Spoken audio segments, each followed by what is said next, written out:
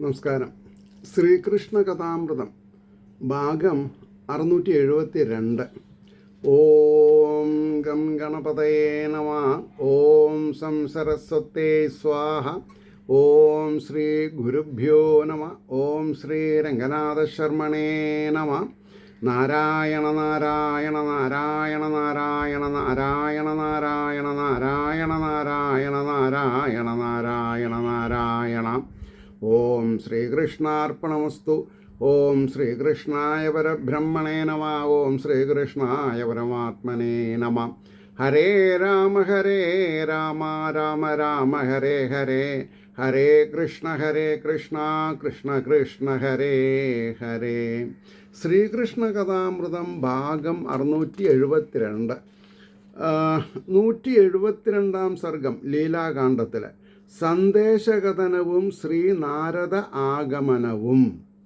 അതിൽ 27ാമത്തെ ശ്ലോകമാണ് കഴിഞ്ഞ എപ്പിസോഡിൽ പറഞ്ഞു നിർത്തിയിരുന്നത്. ധ്യാനിച്ചു പരമാനന്ദമഗ്നരായേതുകാലവും വിശുദ്ധ പ്രേമമാധുര്യം ആസ്വദിച്ചു വിളങ്ങവേ. അപ്പം ധ്യാനിച്ചാൽ മാത്രമേ പരമാനന്ദത്തിൽ നിമഗ്നമാവാൻ സാധിക്കൂ, മുങ്ങി കുളിക്കാൻ പറ്റുള്ളൂ. വെറുതെ പുറമെ വിഗ്രഹാരാധന ചെയ്തതുകൊണ്ടായില്ല. സഗുണോപാസന നിർഗുണോപാസന രണ്ട് ഉപാസനാ ഭേദങ്ങളുണ്ട്.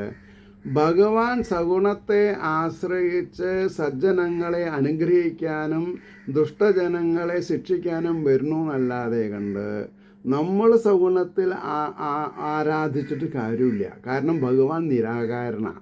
ഭഗവാൻ നമ്മുടെ ഉള്ളിലാണ് ഇരിക്കുന്നത്. ഇതാണ് വേദപഠനത്തിൽ നമ്മൾ മനസ്സിലാക്കേണ്ട കാര്യം. വേദപഠനം എന്ന് പറഞ്ഞിട്ടുണ്ടെങ്കിൽ കുറേ രാജാക്കന്മാർ യാഗങ്ങളും യജ്ഞങ്ങളും ചെയ്ത് സുഖാന്വേഷികളായിട്ട് ഇഹപര സൗഖ്യം കുടിച്ചും മതമാടിയിട്ടും കഴിയണം എന്നുള്ളവരാണ്. അതേപോലെയുള്ള മധ്യമ അധമ മാർഗത്തിൽ കൂടെ പോണത്. പക്ഷേ ഗോഡ് റിയലൈസേഷൻ എന്ന് പറഞ്ഞാൽ ഈശ്വരൻ ഉള്ളിലാണെന്നും അതൊരു ക്വാളിറ്റേറ്റീവ് ടേംസ് ആണെന്നും നമ്മൾ മനസ്സിലാക്കണം. അതാണ് ഈ അഹം ബ്രഹ്മാസ്മി തത്വമസി അയമേവ ബ്രഹ്മം പ്രജ്ഞാനം ബ്രഹ്മ എന്നൊക്കെ പറയണത്. അപ്പോൾ അഹം ബ്രഹ്മാസി തത്വമസി അറിഞ്ഞിട്ടില്ലെങ്കിൽ, ആ ലെവലിൽ നമ്മൾ പുരോഗമിച്ചിട്ടില്ലെങ്കിൽ നമ്മുടെ ജീവിതം വെറും കട്ടപ്പുകയാണ്. പ്രശ്നമില്ലേ? ഇനി അടുത്ത ശ്ലോകം നോക്കിക്കോളൂ. ഞങ്ങളോ തുച്ഛങ്ങളായ പേരും കുടുംബവും പണവും ഭാര്യയും വീടും നാടും ദുരഭിമാനവും വെറും ഠകാരവത്തത്തിലടങ്ങും അയൽ വാർത്തയും വെച്ചുപോറ്റി വളർത്തിക്കൊണ്ടിരുന്നേൻ നിഷ്പ്രയോജനം. ഞാൻ 1 മിനിറ്റ് സംസാരിച്ചതാണ് വരുന്നത്. ഇതാണ് എൻ്റെ ഹാപ്പിനെസ്. ഇത് ഞാൻ എല്ലാ ദിവസവും പറയാറില്ല, ചില സ്ഥലത്ത് പറയും. അത് ഒരു ഗിഫ്റ്റ് എന്നുള്ള നിലയ്ക്ക് അതിനുള്ള ഇക്വേഷൻസ് ഇവിടെ എനിക്ക് വായിക്കേണ്ടി വരും. അപ്പോൾ ഭഗവാൻ ഉള്ളിലിരുന്ന് തരുന്ന പ്രേരണയാണത്. അതുകൊണ്ടാണ് ഭഗവാൻ സച്ചിദാനന്ദ സ്വരൂപൻ എന്ന് പറഞ്ഞത്. സച്ചിത് ആനന്ദം ഞാൻ അനുഭവിക്കാൻ വിധിക്കപ്പെട്ടിട്ടുണ്ടെങ്കിൽ എനിക്ക് അതിനനുസരിച്ചുള്ള പ്രേരണ കിട്ടും. നിങ്ങളുടെയും കാര്യം അത്രയേ ഉള്ളൂ. പക്ഷേ അതുകൊണ്ടാണ് ഞങ്ങളോ തുച്ഛങ്ങളായ പേരും കുടുംബവും പണവും ഭാര്യയും വീടും നാടും ദുരഭിമാനവും വെറും ഠകാരവട്ടത്തിലടങ്ങും അയൽ വാർത്തയും വെച്ചു പോറ്റി വളർത്തിക്കൊണ്ടിരുന്നേൻ നിഷ്പ്രയോജനം. ഇതാണ് ആചാര്യന്മാർ പറഞ്ഞ് മനസ്സിലാക്കേണ്ടത്.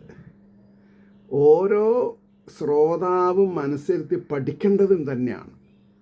ഇത് പഠിച്ചാൽ അവരാചാര്യന്മാരെ അനുഷ്ഠാനം ആചാരമുള്ളവനാണ് ആചാര്യൻ. അത് ശ്രദ്ധിക്കണം. ആചാരം ഉള്ളവൻ ആചാര്യൻ. പണ്ടേ മുതൽക്കേ ഞങ്ങളും എന്നാഥൻ്റെ ചരിതാമൃതം നുകർന്നും കൃഷ്ണ നിൻ പുണ്യനാമം കീർത്തിച്ചും അങ്ങിനെ. പണ്ടേ മുതൽക്കേ ഞങ്ങളും എന്നാഥൻ്റെ ചരിതാമൃതം നുകർന്നും കൃഷ്ണ നിൻ പുണ്യനാമം കീർത്തിച്ചും അങ്ങിനെ. സത്യവും ക്ഷമയും മറ്റും കൊണ്ടു സംശുദ്ധി നേടിയും വളരെ ഓപ്പണായിട്ട് പറഞ്ഞിട്ടുണ്ട്.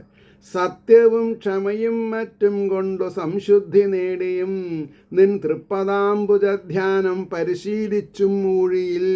ഒരു ദിവസം പോരാ, പരിശീലിക്കണം. ശീലിച്ചതേ പാലിക്കുള്ളൂ എന്നുള്ള നിലയ്ക്ക് നമ്മൾ ഉയരണം. യൂട്യൂബ് റീച്ചായോ ഇല്ല എന്നുള്ളത് എനിക്ക് പ്രശ്നമല്ല. ഇത് പൊതുജനങ്ങളിൽ എത്തിക്കുക എന്നുള്ളതാണ് ഉത്തരവാദിത്വം. അത് ഞാൻ നടത്തിയിട്ടുണ്ട്. ഞാൻ ഈ എന്താണെന്നാ പറയുക, ശ്രീകൃഷ്ണ കഥാമൃതം ഇനി കഷ്ടി ഒരു 300 എപ്പിസോഡ് കൂടി ഉണ്ടാവാം. ഒരു 250 എപ്പിസോഡ് എങ്ങനെയാലും ഉണ്ടാവും. അപ്പോൾ 675 ഒരു 25 അവിടെ കൂട്ടിയാൽ 700 അപ്പോൾ 925 വരെ ഇത് പോകും. ശ്രീമദ് ഭാഗവതം ഒരു 1000 വരെ പോകും. അത് കഴിഞ്ഞാൽ ഞാൻ മൗനം ദീക്ഷിക്കും. കാരണം ഏജ് ഫാക്ടർ മാത്രമല്ല, പറയാനൊക്കെ പറഞ്ഞു കഴിഞ്ഞു. ശിവപുരാണം, ദേവീ ഭാഗവതം, രാമായണം, പിന്നെ വാട്ട് നോട്ട്, പലതും പറഞ്ഞു കഴിഞ്ഞു. ഇനി എനിക്ക് ബാക്കിയുള്ള സമയം ഞാൻ പ്രഭാഷണങ്ങൾക്ക് പോകും. അത്രയേ ഉള്ളൂ. മനസ്സിലായില്ലേ? കാരണം എൻ്റെ ഓരോ സെക്കൻഡും വിലപ്പെട്ടതാണ്. പിന്നെ അത് മാത്രമല്ല, ഇപ്പം ഞാൻ വീട്ടിലും ഒരു ക്ലാസ് തുടങ്ങിയിട്ടുണ്ട്. അത് അതിലേറെ ഭംഗിയായിട്ട് പോകുന്നുണ്ട്. മനസ്സിലായില്ലേ? അപ്പം ഞാൻ ഈ ടകാരവട്ടത്തിൽ ഇരുന്നിട്ട് കിണറ്റിലെ തവള പോലെ ഒതുങ്ങാനല്ല, ഞാൻ സമുദ്രത്തിൽ തിമിംഗലം പോലെ വളർന്നിട്ടുണ്ട്. ഭഗവാൻ എന്നെ വളർത്തിയിട്ടുണ്ട്. അത് മതി എനിക്ക്. അപ്പം സത്യവും ക്ഷമയും മറ്റും കൊണ്ടു സംശുദ്ധി നേടിയും നിന്ദ്രപദാംബുജധ്യാനം പരിശീലിച്ചും മൂഴിയിൽ ഓരോ നാളും സാർത്ഥകമായി തീർത്ത് ഇരുന്നെങ്കിൽ ആവിധം. സാർത്ഥകം അർത്ഥവത്താക്കി തീർക്കണം. ധന്യവും മംഗളവുമായേനേ മാനവജീവിതം. ഈ ധന്യവും മംഗളവുമായേനേ മാനവജീവിതം. സുഖം ഓർക്കുകിൽ എന്നെന്നും സജ്ജനങ്ങളൊരേ വിധം. സജ്ജനങ്ങളോട് ഇടപഴകുക എന്നുള്ളതാണ് ഏത് സുഖം ഓർത്താൽ. സജ്ജന സംസർഗം ഉണ്ടായിട്ടില്ലെങ്കിൽ ആ ദിവസം ദുഃഖമായിരിക്കും. വാഴ്ത്തുന്നതും പരാപേക്ഷയില്ലാതെ വിലസുന്നതും ഒന്നും ആഗ്രഹിക്കണ്ട, നിഷ്കാമനായിട്ടിരിക്കുക. ഭഗവാൻ നമ്മളെ പൂ പോലെ കൊണ്ടു നടത്തും. സുഖമോർക്കുകിൽ എന്നെന്നും സജ്ജനങ്ങൾ ഒരേ വിധം വാഴ്ത്തുന്നതും പരാപേക്ഷയില്ലാതെ വിലസുന്നതും മഹാഭക്തോത്തമന്മാർക്ക് നീ കനിഞ്ഞരുളുന്നതും. അത് ഞാൻ സന്തോഷത്തിൽ സ്വീകരിക്കണ്ടേ. ഭഗവാൻ എനിക്ക് മഹാഭക്തോത്തമന്മാർക്ക്, ഞാൻ ഭാഗവത ഭക്തദാസനാണ് അന്നും ഇന്നും. പക്ഷെ ഭഗവാൻ നമ്മളെന്ത് ചെയ്യണു? മഹാഭക്തോത്തമന്മാർക്കു നീ കനിഞ്ഞരുളുന്നതും ആത്മാവിൽ നിന്ന് ഉറന്നിടുന്നതും. ചൊല്ലുവോ മഹാജനം, ആത്മാവിൽ നിന്നുറന്നിടുന്നതും. ആത്മാവിൽ നിന്ന് ആണ് നമ്മൾക്ക് പ്രചോദനം കിട്ടുന്നത്. അത് മതി. അത് ഉള്ളിലാണെന്നറിയാം, മറ്റുള്ളവരെയും അതിലേക്ക് നയിക്കാം. മഹാജനം അത് കൈവിട്ട് അലഞ്ഞ് ഓരോ ദുഃഖത്തിൽ പിന്നിലൊക്കെയും തെറ്റിദ്ധരിച്ചു പാഞ്ഞോടി വിയർത്തിയിടുകയാം നരൻ. അപ്പം സംശുദ്ധമായ മനസ്സിൻ്റെ ഉടമയായിട്ട് അന്നുണ്ടാവുന്ന അന്നുണ്ടാവുന്ന കാരണങ്ങളെ ഈശ്വരൻ്റെ പ്രസാദമായി കരുതിയാൽ ഇച്ഛാഭംഗം ഉണ്ടാവില്ല.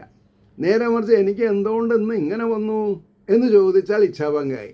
അതാണ് അത് കൈവിട്ട് അലഞ്ഞ ഓരോ ദുഃഖത്തിൽ പിന്നിലൊക്കെയും തെറ്റിദ്ധരിച്ചു പാഞ്ഞോടി ഉയർത്തിയിടുകയാം നരൻ. ഇത്രയും കാലം ആ മട്ടിൽ ഉഴന്നേൻ ഞങ്ങളും പ്രഭോ. എല്ലാവരും അങ്ങനെ ഉഴന്ന് പരവശരാവനുണ്ട്. പക്ഷേ മനുഷ്യനെ യഥാർത്ഥത്തിൽ ഉയർന്നിടാനൊരിക്കലും മയക്കില്ല. ആവിധം ജന്മം കെടുത്തും അവയൊക്കെയും. മായയിൽ മുങ്ങാതെ കണ്ടിരിക്കാൻ നമ്മൾ ശ്രദ്ധിക്കണം. മായാഭഗവതിയെ നിന്ദിക്കരുത്. എന്നിട്ടോ പരമചൈതന്യത്തിനെ അനുസന്ധാനം ചെയ്താൽ രക്ഷപ്പെടാം.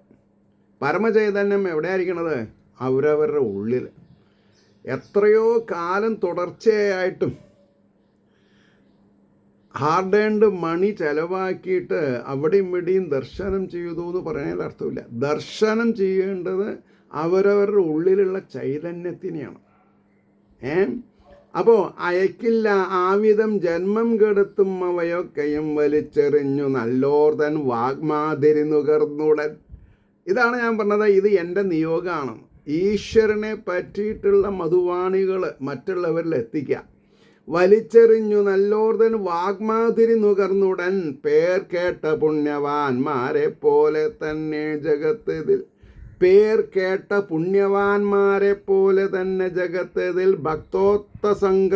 ഭക്തോത്തംസങ്ങളായി ഞങ്ങൾ മിന്നുമാറാകണം വിഭോ. എന്താ പ്രാർത്ഥന?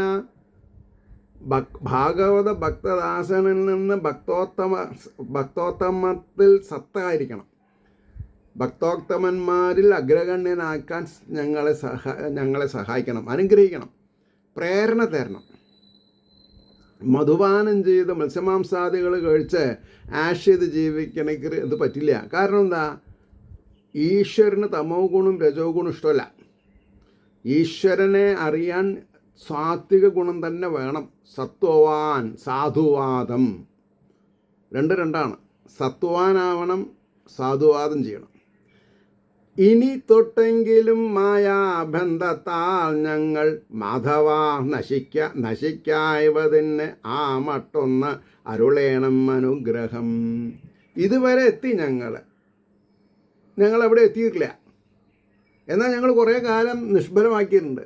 ഇനിയുള്ള ദിവസങ്ങൾ സാരവത്താക്കി തീർത്ത് ഞങ്ങളെ രക്ഷിക്കണം എന്നാണ്. ഇനി തൊട്ടെങ്കിലും മായാബന്ധത്താൽ ഞങ്ങൾ മാധവ നശിക്കായവതിനാ മട്ടൊന്നരുളേണം അനുഗ്രഹം. ഇപ്പം നോക്കൂ, ഈ ശ്ലോകം വായിക്കുന്നതിൻ്റെ മുമ്പ് ഈശ്വരൻ എൻ്റെ വായയിൽ ഒരു സെൻറ്റൻസ് കൊടുന്നു, മായാഭഗവതിനെ നിന്ദിക്കരുതേ വന്ദിക്കണമെന്ന്. അപ്പോൾ മായയെ നിരാകരിക്കാൻ നമ്മൾക്ക് പറ്റില്ല. മായയെ കണ്ടാൽ കണ്ടു നടിച്ചോളൂ. പക്ഷെ മായോട് പറയണം,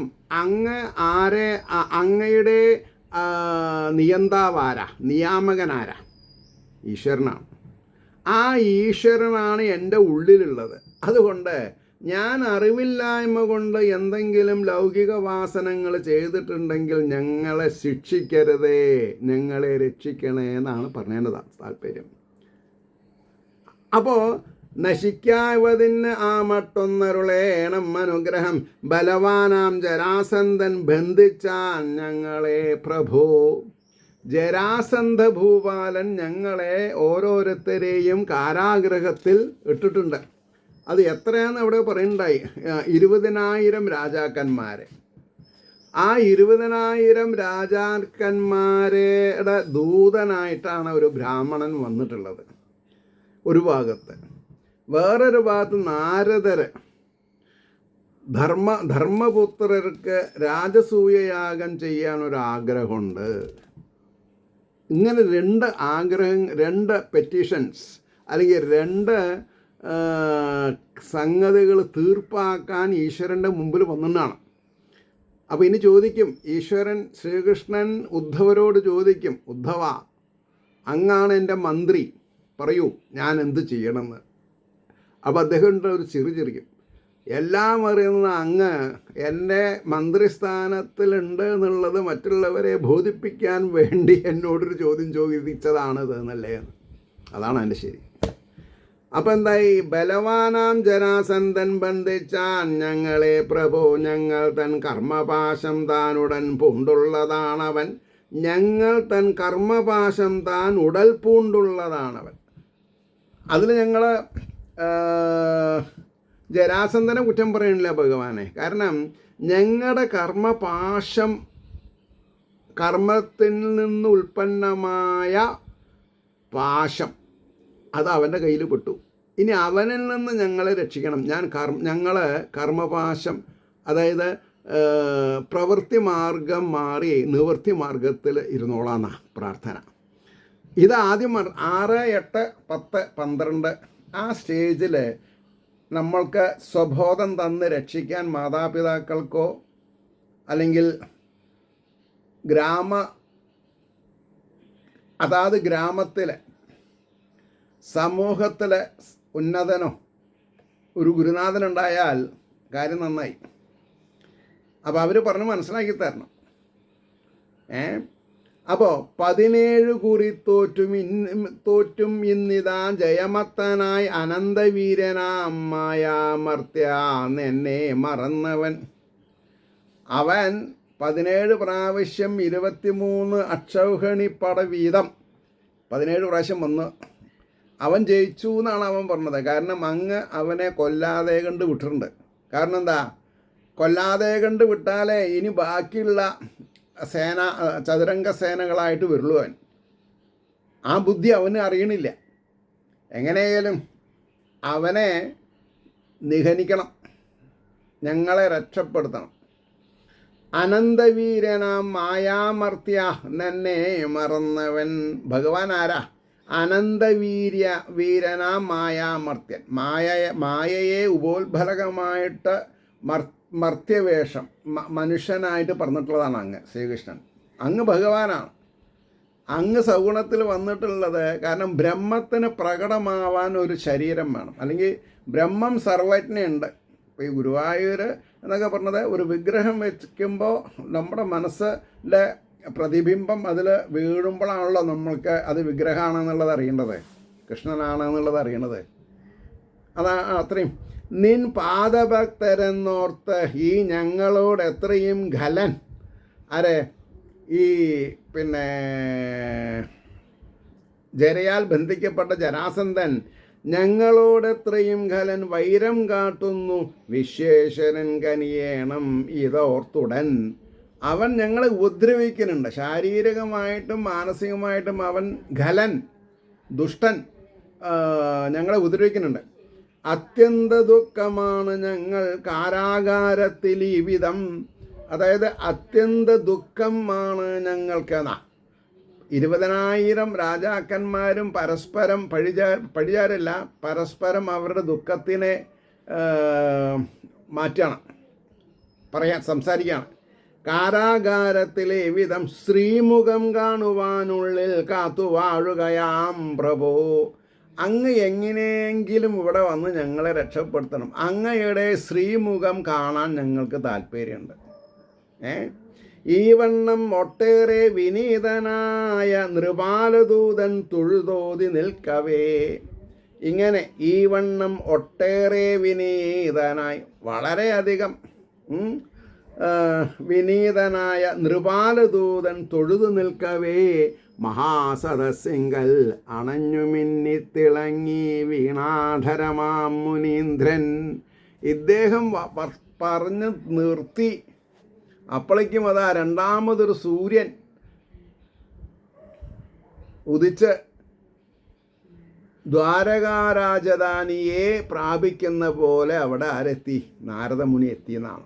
അതാ ആ 44-ാമത്തെ ശ്ലോകം കൊണ്ടാണ് ആ 172-ാം സർഗം കഴിയണത്. ഇത് ശ്രീകൃഷ്ണകഥാമൃതേ കലികൽമഷനാശനേ ലീലാകാണ്ഡേ ദിസപ്തത്യധിക ശതതമ സർഗ സർവത്ര ഗോവിന്ദനാമ സങ്കീർത്തനം ഗോവിന്ദ ഗോവിന്ദ. അത് കഴിഞ്ഞിട്ട് 173-ാം സർഗം. അപ്പോൾ ഇതുവരെയാണ് നമ്മൾ ഹെഡിങ് എഴുതി വെച്ചിട്ടുള്ളൂ. അപ്പോൾ ഇതിന്നിപ്പോൾ എഴുതിയിട്ട് ഇപ്പം തന്നെ കുറച്ച് പറയാം. അത് കഴിഞ്ഞിട്ട് നാളെ നമുക്ക് ഒരു 10 എഴുതി വെച്ചാൽ മതിയല്ലോ. 173 രാജസൂയ ക്ഷണവും. രാജസൂയ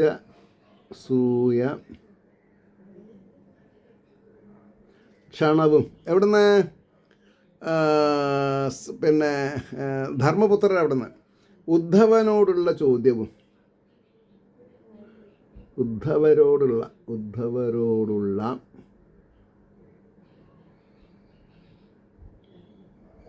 ചോദ്യവും. ഓം നമോ ഭഗവതേ വാസുദേവായ. സർഗം 173 രാജസൂയ ക്ഷണവും ഉദ്ധവരോടുള്ള ചോദ്യവും. ഭഗവത് ഗുണനാമങ്ങളെത്രയും ഭക്തിപൂർവകം. ഇതാരെ പറ്റിയിട്ടാണ് പറഞ്ഞത്? നാരദരെ പറ്റിയിട്ട്. ഭഗവത് ഗുണനാമങ്ങളെത്രയും ഭക്തിപൂർവകം മണിവീണയിൽ അത്യന്തമധുരം മെല്ലെ മീട്ടുപോൽ ഉൾത്തിങ്ങിയും പരമാനന്ദം മുഖത്തു വിലസുന്നവൻ. ഭഗവാനെ ഉൾത്തടത്തിൽ വെച്ച് ധ്യാനിക്കാൻ തുടങ്ങിയാൽ അതിൻ്റെ പ്രസരിപ്പ് എവിടെ കാണാം? മുഖത്തുണ്ടാവും ആ പ്രസന്നത. മണിവീണയിൽ അത്യന്തമധുരം മെല്ലെ മീട്ടുപോൻ ഉൾത്തിങ്ങും പരമാനന്ദം മുഖത്തു വിലസുന്നവൻ. പൊന്നിറം പൂണ്ടവൻ പിങ്കജടാഭാരമിയെന്നവൻ. മഞ്ഞ നിറത്തിലായിട്ടുണ്ട്, ചെമ്പൻമുടി എന്നാ പറയാ. അതിങ്ങനെ ഒരു കിരീടം പോലെ വെച്ചിട്ടുണ്ട്. പൊന്നിറം പൂണ്ടവൻ പിങ്കജടാഭാരമി എന്നവൻ. അഖണ്ഡ ബ്രഹ്മചര്യാന അനുഗ്രഹീതാരോഗ്യ സംയുതൻ. അദ്ദേഹം ആരാ? അഖണ്ഡ ബ്രഹ്മചര്യ. ഈ ലോകത്തുള്ള ബ്രഹ്മചര്യത്തിനൊക്കെ കൂടെ എത്ര? അതിൻ്റെ നാരദർ.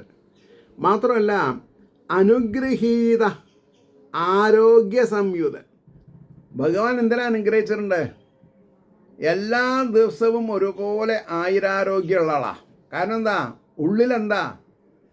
ഉള്ളിൽ സാക്ഷാൽ നിരാകാര സ്വരൂപനായ പ്രേമസ്വരൂപനായിരിക്കുന്ന അനന്തശക്തികളുടെ ഉദാരമൂർത്തിയായിരിക്കുന്ന ഭഗവാനെയാണ് അദ്ദേഹം ധ്യാനിക്കുന്നത്.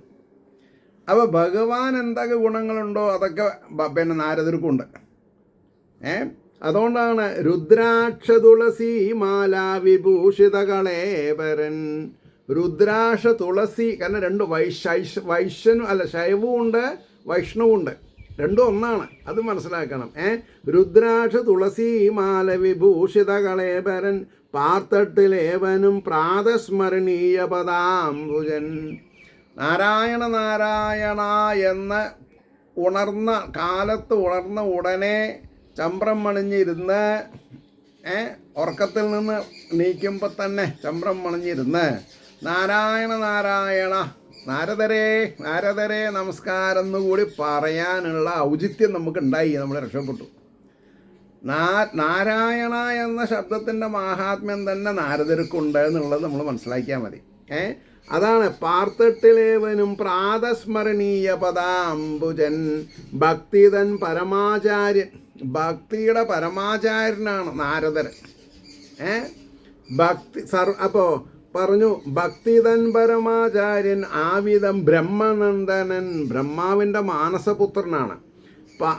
അണഞ്ഞതായി കണ്ട് ഉൾപ്പൂവിൽ ആനന്ദകുലനായുടൻ.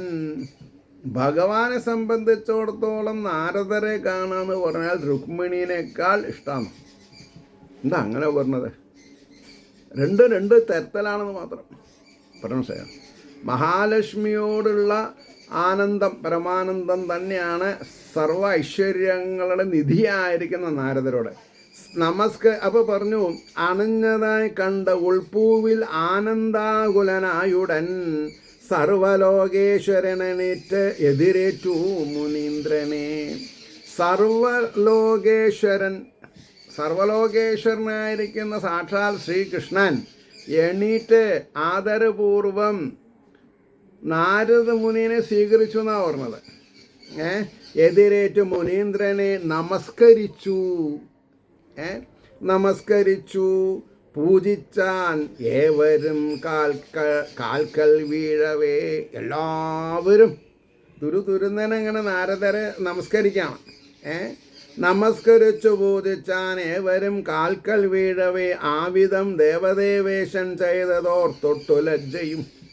അതാണ് പരമേശ്വരനായിരിക്കുന്ന പരമമായ ഈശ്വരത്വമുള്ള സാക്ഷാൽ ശ്രീഹരിയുടെ പൂർണ്ണാവതാരമായിരിക്കുന്ന ശ്രീകൃഷ്ണ ഭഗവാൻ തന്നെ നമസ്കരിച്ചപ്പോൾ നാരദർക്ക് ലജ്ജ പൂണ്ടു. യാദേവി സർവഭൂതേഷു ലജ്ജാരൂപേണ സംസ്ഥിത നമസ്തസ്സേ നമസ്തസ്സേ നമസ്തസ്സേ നമോ നമഃ. കാരണം ഭഗവാൻ ബ്രാഹ്മണരെ പൂജിക്കുന്നത് ഭഗവാന് ഭൂഷണാണ്. പക്ഷേ സനാതനധർമ്മത്തിൽ അറിഞ്ഞുകൊണ്ട് നമസ്കരിക്കാൻ കാല് കാണിച്ചു കൊടുക്കുന്നത് അപരാധമാണ്. കാരണം എന്താ? എല്ലാവരും പ്രേമസ്വരൂപനും ബാലാഗ്രശതഭാഗസ് വിസ്തരസ ഏകോ ജീവ എന്ന പ്രമാണത്തോടു കൂടിയുള്ള ബ്രഹ്മസ്വരൂപികളാണ്. ചിലവർ അത് അറിയണു, ചിലവരത് ബഹുഭൂരിപക്ഷം ആൾക്കാർ അത് അറിഞ്ഞിട്ടില്ല എന്ന് മാത്രം. അതറിയണം, അതാണ് അതിൻ്റെ താല്പര്യം. ആശ്ചര്യവും ഭക്തിയും മാർന്ന് ഒന്നും മിണ്ടാതെ മാമുനി. ആശ്ചര്യഭരിതനായി ഭഗവാൻ ഈ സഭയിൽ വെച്ച് എന്നെ നമസ്കരിക്കേ. എന്താ അത്? ആശ്ചര്യവും ഭക്തിയും ആർന്ന് ഒന്നും മിണ്ടാതെ മാമുനി സൗവർണം മണിപീഠത്തിലിരുന്നു വിലസിയിടവേ. സൗവർണ മണിപീഠത്തിലിരുന്നു വിലസിയിടവേ. വലിയൊരു സ്വർണ്ണ സിംഹാസനം അടുത്ത് വെച്ചിട്ടുണ്ട് ഭഗവാൻ. ഭഗവാന്റെ സിംഹാസനത്തിനേക്കാൾ ഒരു തരി മേലെ എന്ന് വേണമെങ്കിൽ പറയാം, ഉയർന്നതാ. ആർക്കുള്ളതാ? നാരദരെ പോലെയുള്ള ആൾക്കാർ. നാരദരെ പോലെ നാരദരേ ഉള്ളൂ. അപ്പോൾ ആശ്ചര്യവും ഭക്തിയും മാർന്ന് ഒന്നും മിണ്ടാതെ മാമുനി സൗവർണമണി പീഠത്തിൽ ഇരുന്നു വിലസിയിടവേ. ചൊൽപ്പൊങ്ങും പുണ്ടരീകാക്ഷൻ ചോദിച്ചാൻ മെല്ലെ ഇങ്ങനെ. പരമശാന്തി സ്വരൂപനായിരിക്കുന്ന പുണ്ടരീകാക്ഷൻ താമരദള നയനൻ ചോദിച്ചാൻ മെല്ലെ ഇങ്ങനെ. ആരോട്? നാരദരോട്. ബ്രഹ്മാണ്ടങ്ങളിൽ എങ്ങെങ്ങും ക്ഷേമം തല്ലയോ മുനെ. ബ്രഹ്മാണ്ടങ്ങളിൽ നിന്നാണ്.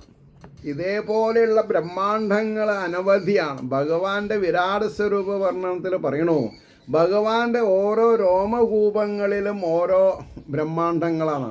അതാണ് മിൽക്കി വേ. അപ്പോൾ ബ്രഹ്മാണ്ടങ്ങളിലെങ്ങെങ്ങും ക്ഷേമം താനല്ലയോ മുനെ. അവിടേക്ക് അറിയാതൊന്നില്ല ഈശ്വരൻ്റെ ജഗത്ത് അതിൽ അമ്പാർന്ന ഈ വണ്ണം എങ്ങും സഞ്ചരിക്കുക. കാരണം അങ്ങക്ക് പാസ്പോർട്ടൊന്നും വേണ്ട, എവിടെ വേണമെങ്കിലും പോവാം, എപ്പോൾ വേണമെങ്കിലും പോവാം, എല്ലാ സ്ഥലത്തെയും കാര്യങ്ങൾ അറിയും. എത്രയാം ഗുണം ഇങ്ങ് എല്ലാം അറിഞ്ഞിടാൻ എളുപ്പമായി. അങ്ങ് ഇടയ്ക്കിടയ്ക്ക് ഇവിടെ വന്നാൽ എവിടെ എന്തൊക്കെ നടക്കണമെന്ന് എനിക്ക് എളുപ്പമായിട്ട് അറിയാം.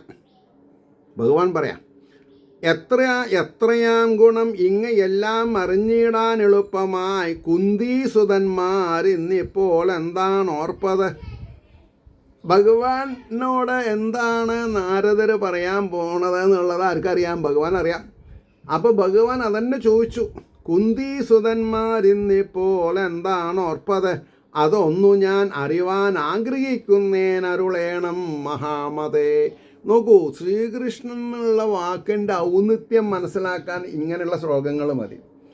സാക്ഷാൽ ദേവമുനിയായിരിക്കുന്ന നാരദർ വന്നത് ആരുടെ കാര്യം പറയാനാണെന്ന് ആർക്കറിയാം? ഭഗവാൻ അറിയാം. ആ ഭഗവാൻ ചോദിക്കണു, ധർമ്മപുത്രരുടെ മനസ്സിലുള്ളത് എന്താ അങ്ങ് പറയാൻ പോകുന്നുണ്ട്, അതൊന്ന് പറഞ്ഞ് കേട്ടാൽ തിരക്കടില്ലാതാ. അപ്പോൾ ഭാഗവതം പഠിക്കാന്ന് പറഞ്ഞാൽ ഭാഗവതത്തിൽ നമ്മൾക്ക് ഇഴുകിച്ചേരാൻ സാധിച്ചാൽ ആനന്ദം, പരമാനന്ദം, സച്ചിദാനന്ദം, ചിന്മയാനന്ദം, ശിവമയാണ്. പിന്നെ മംഗളമയ മംഗളം, വേറെ ഒന്നുമില്ല. മനസ്സിലായില്ലേ? അപ്പോൾ അറിവാനാഗ്രഹിക്കുന്നേൻ അരുളേണം മഹാമതേ. രാജാക്കന്മാർ ആരെ രക്ഷിച്ചു രാജസൂയ മഹാമഖം. രാജാക്കന്മാർ ആരെ രക്ഷിച്ച് രാജസൂയ മഹാമകം ചെയ്യിപ്പാൻ നാഥൻ അന്നോദിയതോർത്തരുളി മാമുനി. അപ്പോൾ ധർമ്മപുത്ര മഹാരാജാവ് തന്നോട് എന്തോ പറയാണെന്ന് പറഞ്ഞ വാക്കിന് പെട്ടെന്ന് ഓർമ്മ വന്നു. ഓഹോ, ഇദ്ദേഹമൊക്കെ മനസ്സിലാക്കിയിട്ടുണ്ടല്ലോ. നാരദരെ, എനിക്ക് എങ്ങനെയാ എൻ്റെ എല്ലാമായിരിക്കുന്ന ശ്രീകൃഷ്ണനോട് എനിക്കിങ്ങനൊരു ആഗ്രഹം ഉണ്ടെന്ന് പറയാൻ പറ്റുമോ? അപ്പോൾ അദ്ദേഹം വിചാരിക്കില്ലേ ഞാൻ നിഷ്കാമനല്ല എന്നുള്ളത്. അതുകൊണ്ട് അങ്ങ് ഒന്ന് പറഞ്ഞ് ധരിപ്പിച്ച് ഒന്ന് അനുനയിപ്പിച്ചിട്ട് എൻ്റെ ഇംഗിതത്തിനെ ഒന്ന് ശരിയാക്കി തരണമെന്നാ അദ്ദേഹത്തിൻ്റെ അവസ്ഥ. ചെയ്യിപ്പാനാഥനെന്നോതി അതോർത്ത് അരുളി മാമുനി. ഭക്തവത്സലനാം അങ്ങേ കൃപ ഞാൻ എത്രയും പ്രഭു. ഭക്തവത്സലനാം അങ്ങേ കൃപ ഞാൻ എത്രയും പ്രഭു കണ്ടേൻ. ഇപ്പം എനിക്ക് മനസ്സിലായി അങ്ങ് ആരാന്നുള്ളത്. ഇതിന് മുമ്പ് മനസ്സിലാവാഞ്ഞിട്ടില്ല. ഓരോ ദിവസത്തെ അനുഭവവും എനിക്ക് എന്തെന്നില്ലാത്ത ഒരു പക്വത തരാണ്. ആദ്യം ആശ്ചര്യമാണ്, പിന്നെ പക്വതയായിട്ട് മാറുന്നത്. ആശ്ചര്യമാണ് പക്വതയായിട്ട് മാറുന്നത്. കണ്ടേൻ ഏതുമാഹാത്മാവും മയങ്ങും അതിൽ നിശ്ചയം. അങ്ങയുടെ മാഹാത്മ്യത്തിൽ മയങ്ങാത്ത ആൾക്കാരില്ല. അതാണ് പണ്ഡിത പാമര വ്യത്യാസമില്ലാതെ കണ്ടെന്നാ. ഭക്തവത്സലനാം അങ്ങേ കൃപ ഞാൻ അത്രയും പ്രഭു കണ്ടേൻ. ഏതു മഹാത്മാവും മയങ്ങും അതിൽ നിശ്ചയം. മരത്തിൽ ചൂടടക്കിക്കൊണ്ടരുളും തീയുപോലവേ. മരത്തിൽ ചൂടടക്കിക്കൊണ്ടരുളും തീയുപോലെ. മരത്തിലെ ചൂടിനെ അടക്കണം. അത് അല്ലെങ്കിൽ കത്തിപ്പോയേനെ. കത്താനുള്ള ഇന്ധനം പിന്നെ ഇതാവാതെ കണ്ട് പോകാതെ കണ്ടെന്ന് അർത്ഥം പറയണം. അപ്പോൾ മരത്തിൽ ചൂടടക്കിക്കൊണ്ടരുളും തീയുപോലവേ ഇരിക്കുന്ന എന്താ പറയുക, മഹാവിഷ്ണുവിൻ്റെ അനുഗ്രഹാശിസ് നിർലോഭം എല്ലാവർക്കും എത്തണം. അത് തന്നെയായിരിക്കണം നമ്മുടെ പ്രാർത്ഥന. ലോകാ സമസ്ത സുഖിനോ ഭവന്തു.